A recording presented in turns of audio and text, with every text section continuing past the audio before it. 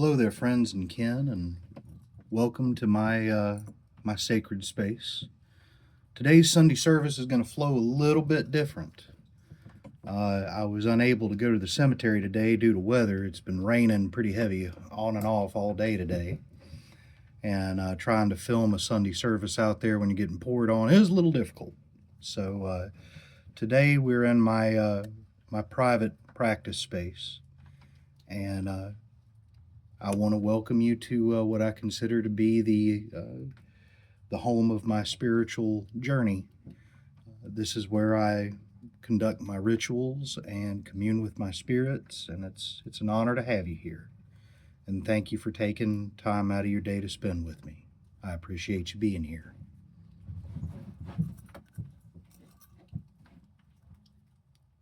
And I, as always, like to share what I'm enjoying at the moment. This is La Aroma de Cuba Noblesse. I believe this is one of their limited edition blends. I picked it up a couple weeks ago, and I'm never disappointed by anything this line produces. The Mi Amor is one of my favorites. For those of you that might be interested in the realm of cigars, which is a love that I enjoy sharing. So today what we're going to do is something referred to as a red meal, followed by a reading, which is our customary practice. And there's a couple things I'm going to read today. As I said in the last video I uploaded, I'm going to start adding a little bit more variety to what I do with Sundee Service.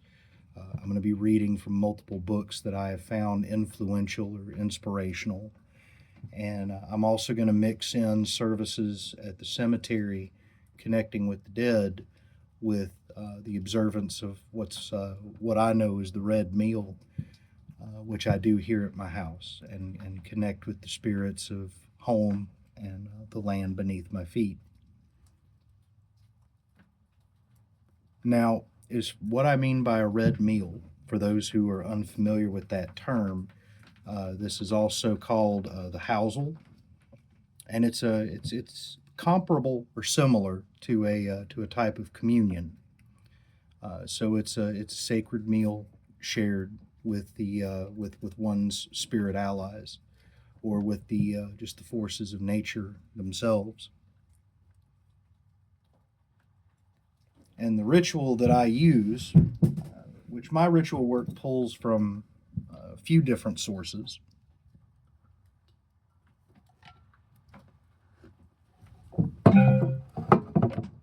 And pardon the noise in the background. The speaker I was using to play music likes to very loudly and abruptly announce when it's connecting and disconnecting. But it's powerful speakers, so I like using it. So, ritual sources. A lot of my ritual structure is pulled from Jim Aguirre is a big source. Traditional Witchcraft, A Cornish Book of Ways, I believe is the full title of the book. That one is very influential in in how I put rituals together, as is The Crooked Path by Keldon, and a book called Liber Nox, written by Michael Howard and Robin Artisan. Now, the Robin Artisan provides a few different ritual formats over the course of his works, and part of what I'm going to do today is going to come out of this book, The Witching Way of Hollow Hill, and then a portion of it will also come from Ankara Gwyn.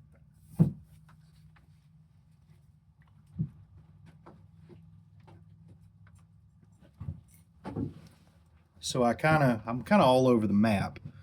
I also use sometimes I'll make use of revival druid rituals. As I've said in previous videos, the revival druid tradition does inspire my path quite a bit, and I will pull ritual elements from John Michael Greer's The Druidry Handbook and the Druid Magic Handbook, and there's a handful of others. Emma Restal Orr, who's involved, I believe, with the British Druid Order, She has a book just called Ritual, and it's a very wonderful book. And uh, while I didn't pull quite as many specific ritual components from it, it's her mindset and attitude toward ritual that I found to be very inspirational, and it helped me reformulate the way I even approach what ritual is. And not to derail too much, but there is one pearl of wisdom from that book that I would like to share here and now. And that is in her definition of ritual, Emma Rustle Orr says that it's a way of acknowledging the spirit in something other than yourself and connecting with it.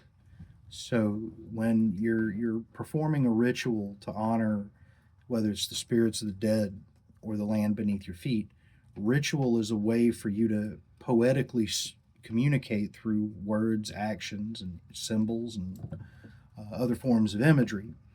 It's a way for you to communicate, precious sacred land, I see the spirit in you. I believe the spirit in you to be sacred, and I would like my spirit to connect with your spirit and to build a relationship of respect and compassion. That's essentially, in her view, what ritual is. And shown in that light, it makes it a very, very not only empowering, but very beautiful thing.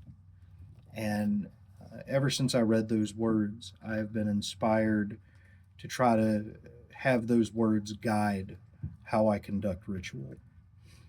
So, that being said,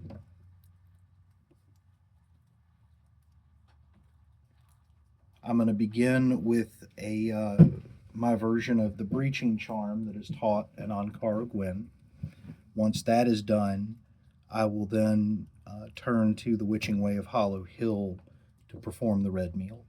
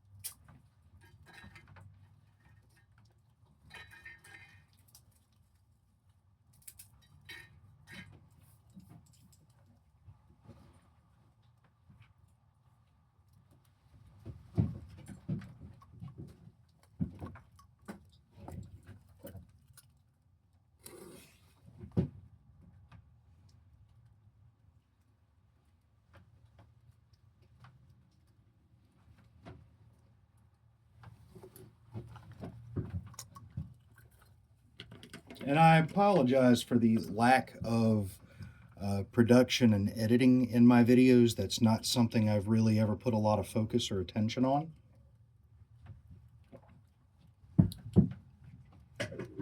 And perhaps it is partly laziness, but it's just something I've never really done a deep dive on, and maybe that'll change as time goes on, and you'll see videos that are a little bit more professional and refined. But until then, please excuse the rawness of the videos I upload here. But on the other side of that coin is that they are real. You're not seeing a polished, edited version of me or what I do. You're seeing the real me in real time. So that's sort of the way I think of it.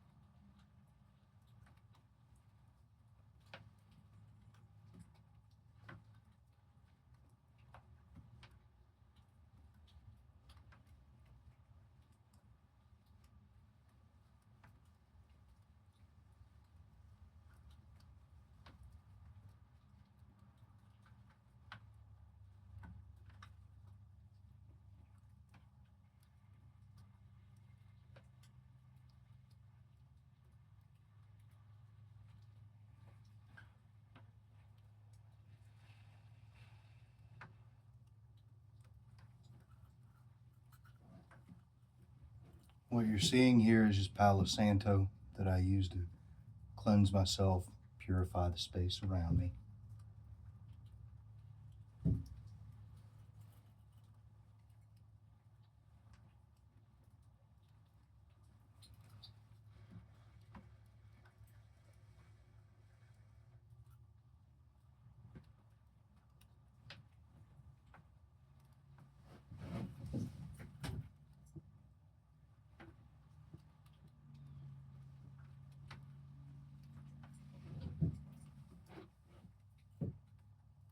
And on my altar, right in front of me, is a small offering bowl that I usually place tobacco in. Usually the type of tobacco that I either smoke in my pipe or hand roll cigarettes out of. And that's one of my go-to gifts.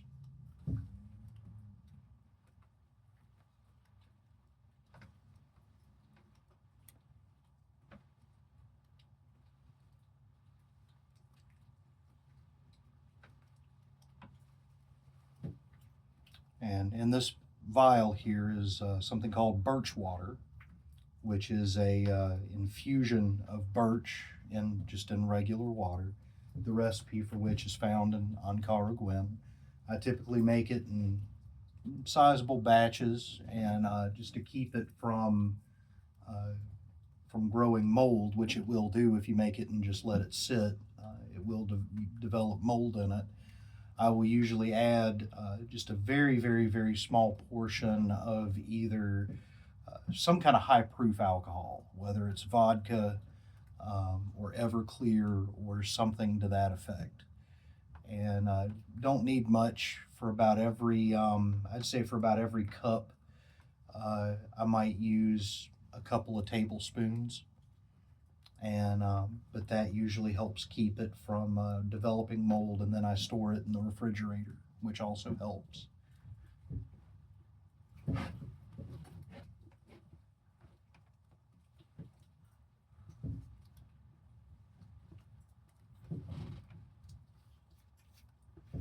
And making large batches will last a very long time because for the breaching charm, I found that I don't really need to use much of it.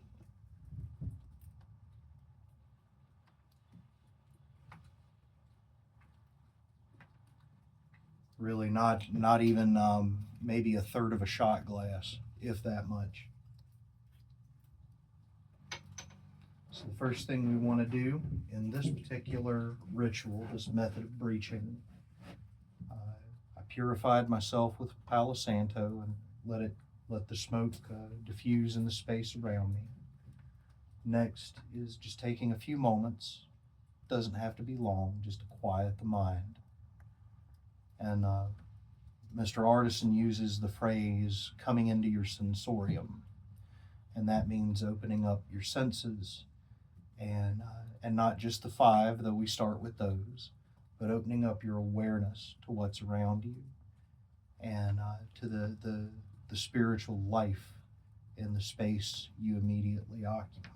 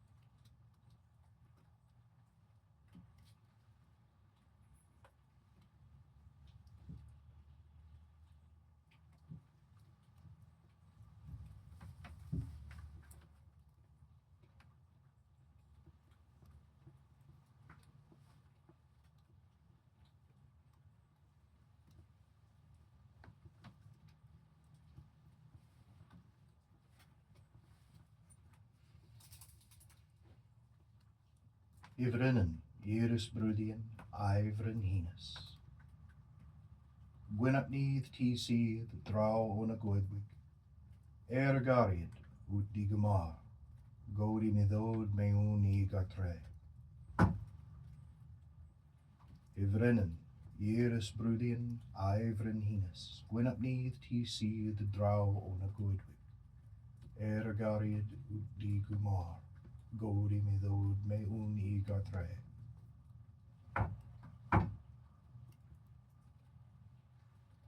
Ivrennen, Iris Brudian, ivren hines.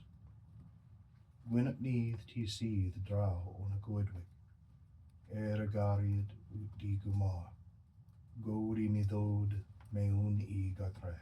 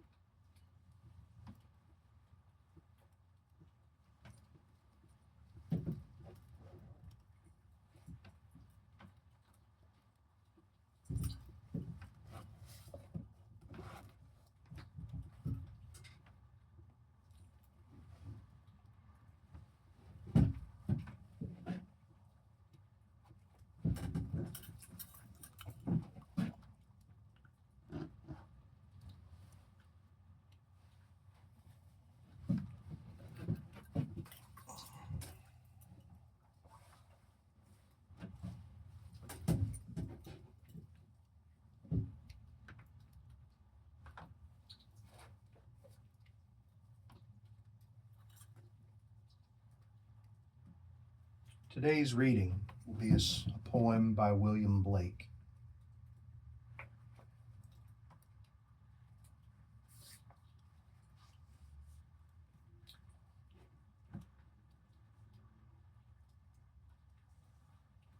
It is called The Voice of the Ancient Bard.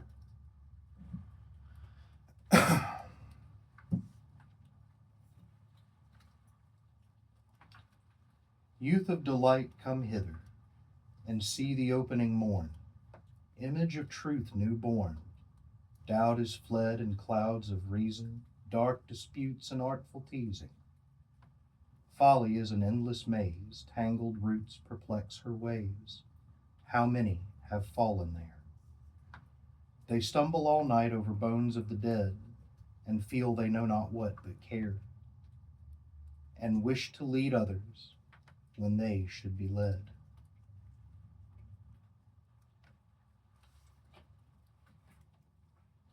This poem to me is about the tendency of the youthful and the inexperienced to charge forth in life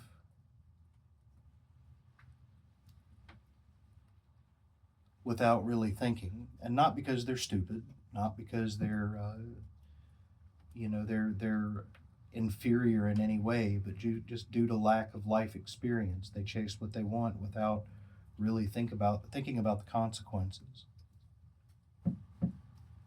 without considering the repercussions. And the line about, in those last few lines, they stumble all night over the bones of the dead, basically meaning without any regard or any respect to the people that came before, stumbling around in darkness, all believing they have the answer to find their way through it, when instead they should really be listening. Instead, they should take heed of the bones of the dead and what they have to say. And Blake may have had another meaning in mind, but that's really what I got out of this.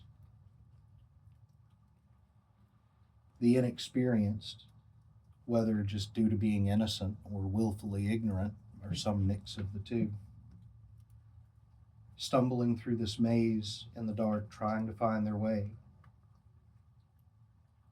And the bones of the dead, to me, could mean a few different things, chiefly, as I said before, those who have gone before, who, if connected with, could potentially help light the way and find the way.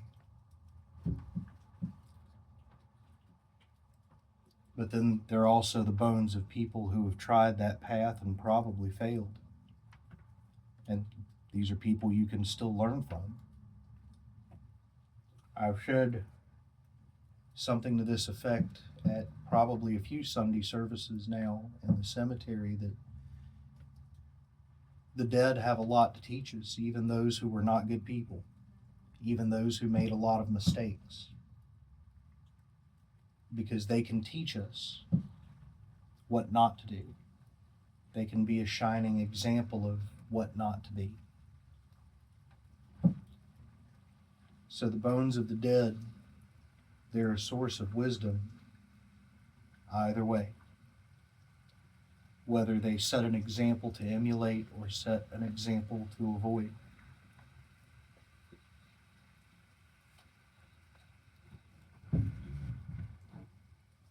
And I think that's what the voice of the ancient bard is trying to communicate to us, is that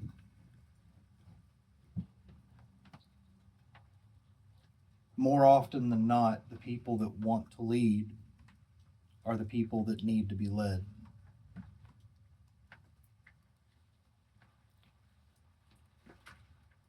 And that there is much wisdom in the bones of the dead to teach us what to be.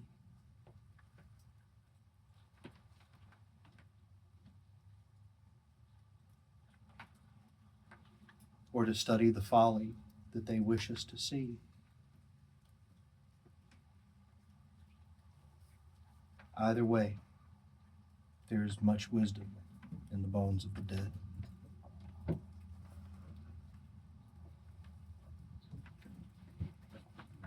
One of the other books I'm going to read from today is a new generation of the Hermetica. I say new because in the grand scheme of Hermetic history, it is new. But I believe this work came out in 1999.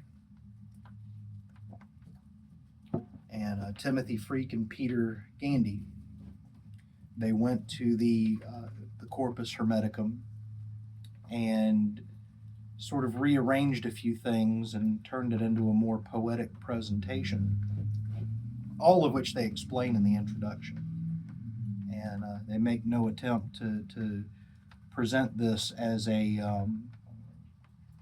line for line literal translation, but they wish to capture the spirit of the Corpus Hermeticum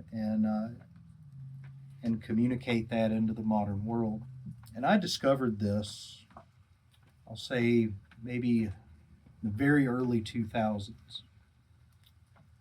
So a lot of the ideas communicated here influenced me from the very beginning of my journey.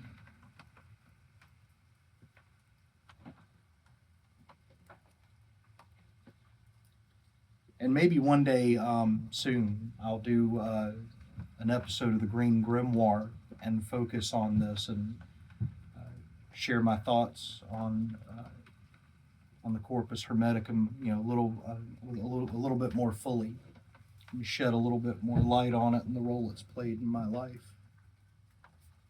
But we'll start at the very beginning, which is called the Prophecy of Hermes.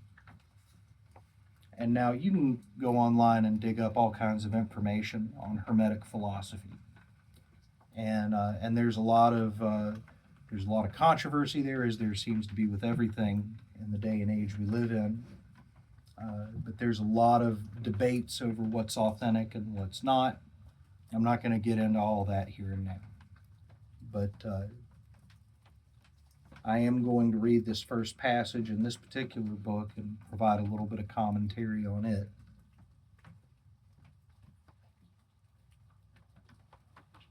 The Prophecies of Hermes. Pure philosophy is spiritual striving through constant contemplation to attain true knowledge of Atum, the one God. But speaking now in prophecy, I say that in times to come, no one will pursue philosophy with single mindedness and purity of heart. Those with a grudging and ungenerous temperament will try to prevent men discovering the priceless gift of immortality.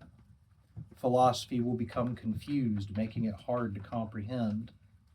It will be corrupted by spurious speculation. It will be entangled with bewildering sciences like arithmetic, music, and geometry. The student of pure philosophy studies the sciences not as fanciful theories, but as devotion to Atum, because they reveal a universe perfectly ordered by the power of number, because measuring the depths of the sea and the forces of fire and the magnitudes of physical things leads to a reverent awe at the Creator's skill and wisdom.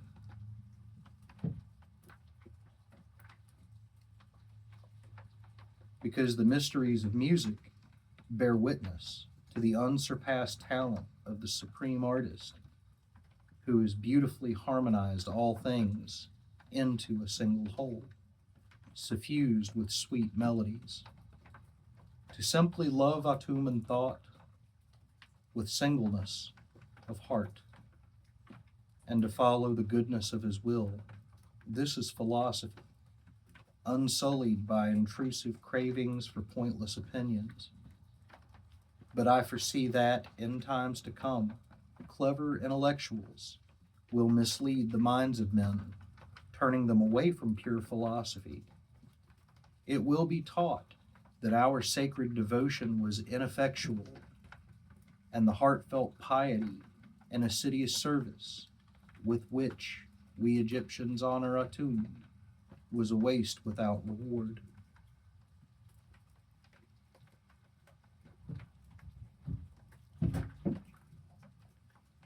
Egypt is an image of the heavens, and the whole cosmos dwells here. In this its sanctuary, but the gods will desert the earth and return to heaven, abandoning this land that was once the home of spirituality. Egypt will be forsaken and desolate, bereft of the presence of the gods. It will be overrun by foreigners who will neglect our sacred ways. This holy land of temples and shrines will be filled with corpses and funerals. The sacred Nile will be swollen with blood, and her waters will rise utterly fouled with gore. Does this make you weep? There is worse to follow. This land that was a spiritual teacher of all humankind, which loved the gods with such devotion that they deigned to sojourn here on earth. This land will exceed all others in cruelty. The dead will far outnumber the living, and the survivors will be known as Egyptians by their language alone, for in their actions they will be like men of another race. O Egypt, nothing will remain of your religion but an empty tale, which even your own children will not believe. Nothing will be left to tell of your wisdom but old graven stones. Men will be weary of life and will cease seeing the universe as worthy of reverent wonder. Spirituality, the greatest of all blessings, will be threatened with extinction and believed a burden to be scorned. The world will no longer be loved as an incomparable work of Atum, a glorious monument to his primal goodness, an instrument of the divine will to evoke veneration and praise in the beholder. Egypt will be widowed. Every sacred voice will be silenced. Darkness will be preferred to light. No eyes will raise to heaven. The pure will be thought insane, and the impure will be honored as wise.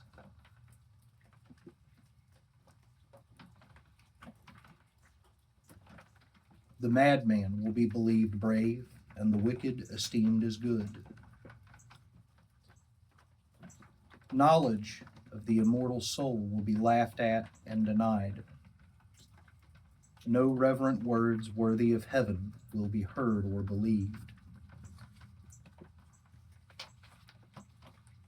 So I, thrice great Hermes, the first of men to attain all knowledge, have inscribed the secrets of the gods in sacred symbols and holy hieroglyphs on these stone tablets which I have concealed for a future world that may seek our sacred wisdom. Through all-seeing mind, I myself have been the witness of the invisible things of heaven, and through contemplation come to knowledge of the truth. This knowing I have set down in these writings.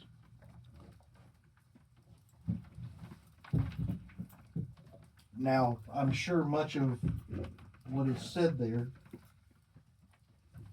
many would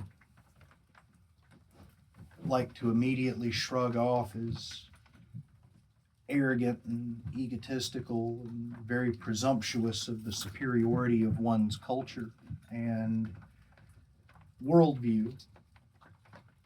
But in my survey of my own survey of human culture, this really isn't all that uncommon. But I don't believe that's what's intended there.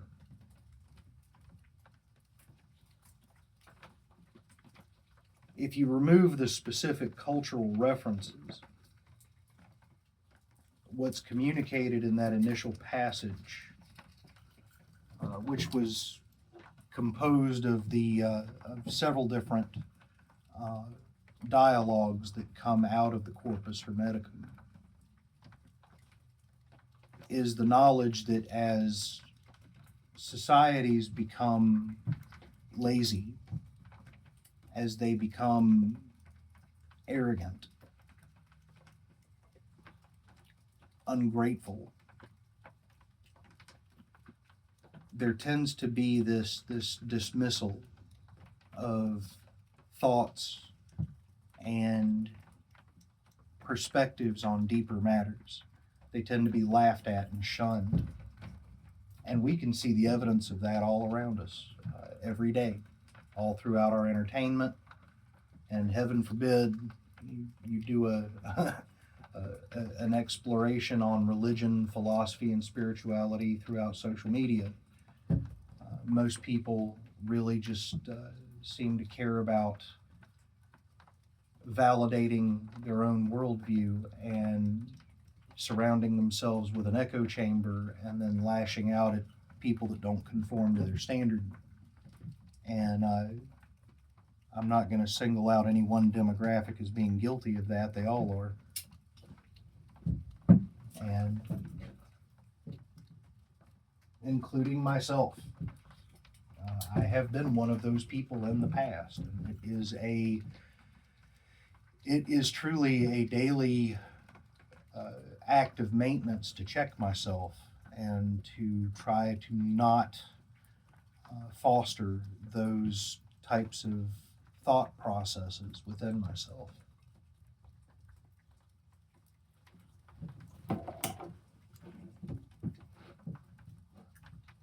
But I find that there's a lot of accurate perceptions communicated there, and it's part of,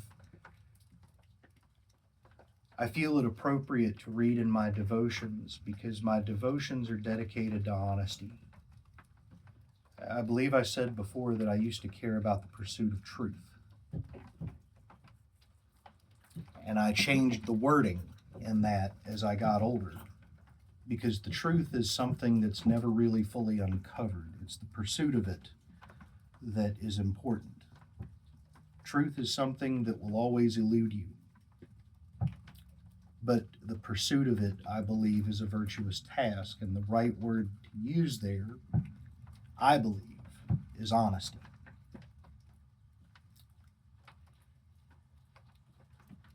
And what I see in what I just read is an honest evaluation of what societies look like when they're in a state of decline.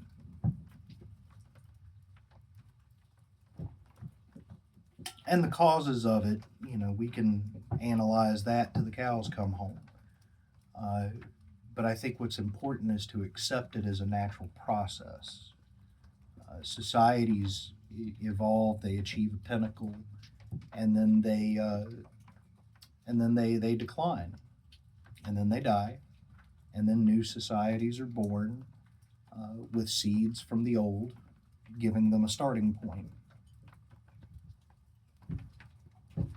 And this works much like the wheel of the year. Everything has its dawn, its midday, its dusk, and its midnight. It's spring, summer, autumn, and winter. And that's not to be feared. It's not to be looked upon as something malicious. It's just the natural life cycle of things. What's important, in my opinion, is what I like to call seed gathering. And that's finding things that added quality to your experience of life and ensuring that those things outlive you, that are carried on into the next generation, into the next year, into the next age.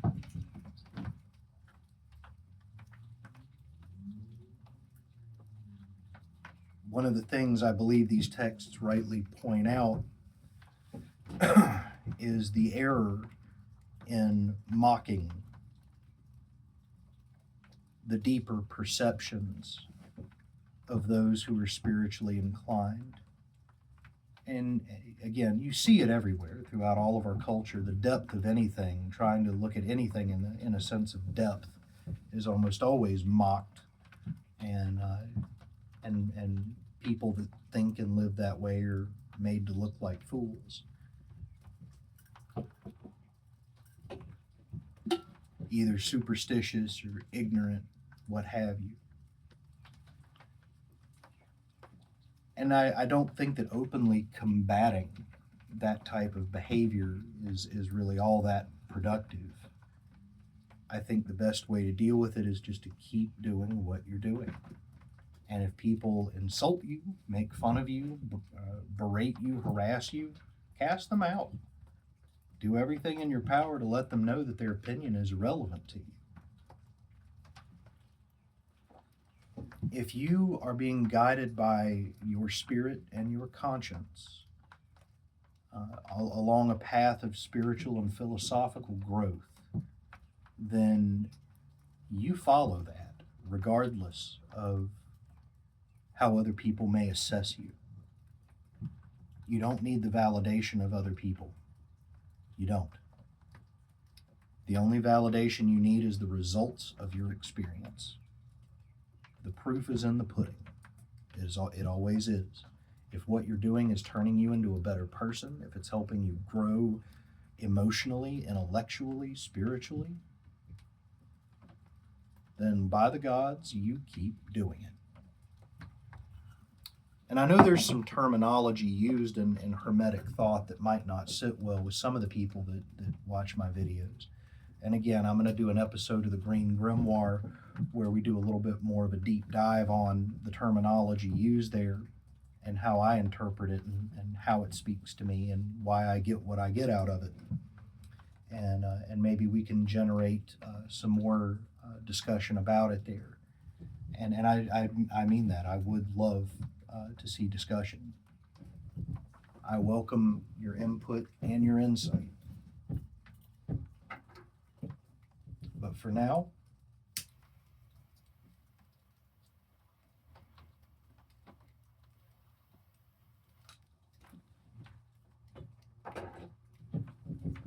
I would like to take this moment to properly thank those of the unseen present. I invite you to guide my pursuit of philosophy, my pursuit of truth, and show me the ways to be more honest. And not just with others, but with myself.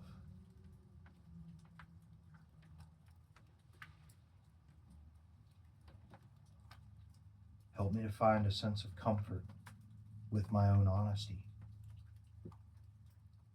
and accept truth as it may be presented to me along the course of my journey.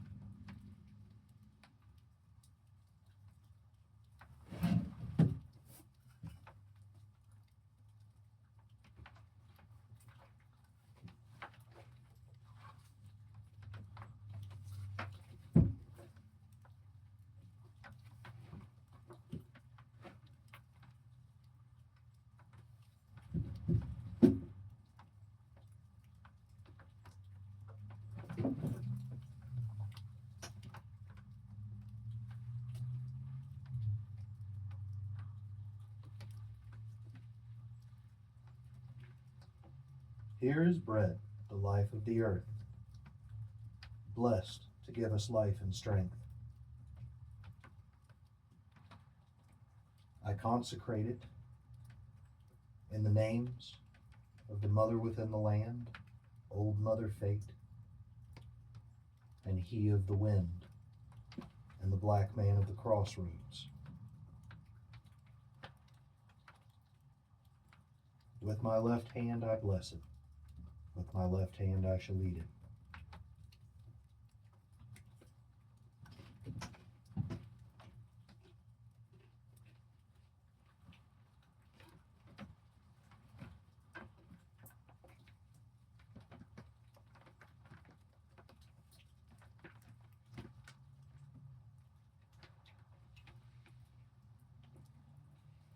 Here is wine, filling the cup with abundance.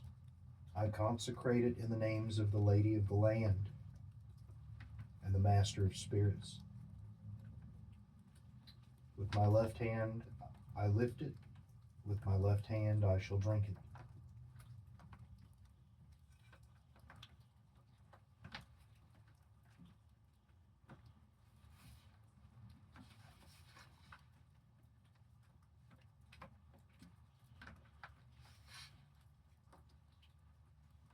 I drink this cup in my Lady's name. She shall gather me home again.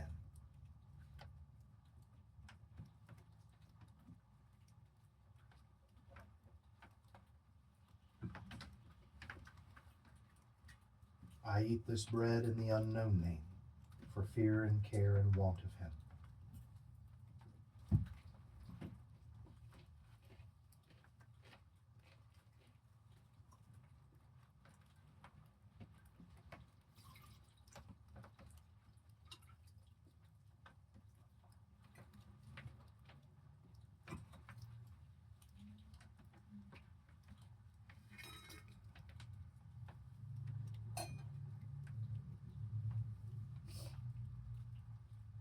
As some is taken, so is this given. By the sons and daughters of the family of the old faith, I give it to the ground. I give it to the pale people below, that above and below will become one. For what is taken is truly given, and what is given is truly taken. The day and night are wed, as the living and the dead. Here is shown a mystery.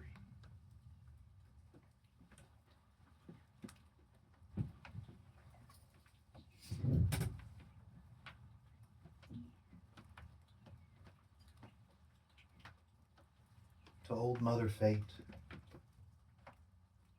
and old Horny,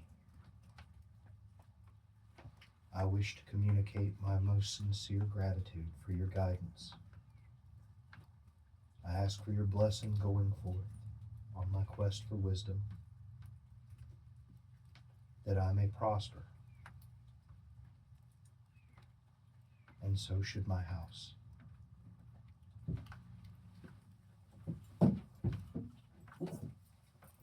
Wastuhal.